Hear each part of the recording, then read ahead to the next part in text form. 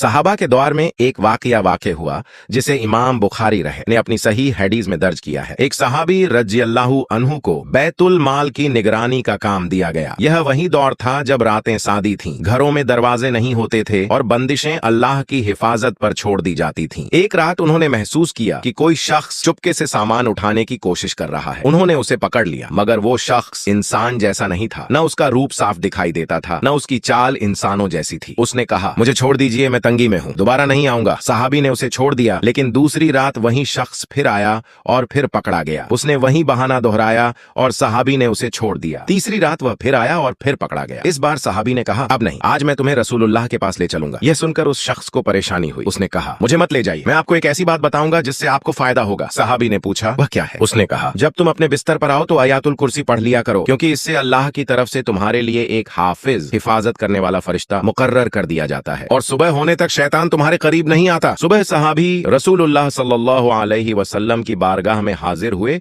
और पूरा वाकया बयान किया। रसूलुल्लाह ने फरमाया, उसने सच कहा, हालांकि वह झूठा है, यानी वह शख्स शैतान था, लेकिन आयातुल कुर्सी की फजीलत के बारे में उसने सही हकीकत बयान की। इस वाकये से क्या मालूम हुआ? इस एक वाकये ने उम्मत को यह 3 बातें समझा दी। 1, आयातुल कुर्सी रात की हिफाजत है। 2, यह शयातीन को दूर रखती है। 3, नींद को अल्लाह की अमान में कर लिख दिया गया। दोस्तों, क्या आप भी दूसरों की तरह बिना लाइक सब्सक्राइब किए इस वाकया को स्वाइप कर दोगे? तो लाइक सब्सक्राइब जरूर करें ताकि एक भी इबरतनाक इस्लामिक वाकया मिस न हो। कमेंट में लिखें या रसूल अल्लाह और इस पैगाम को आगे पहुंचाएं।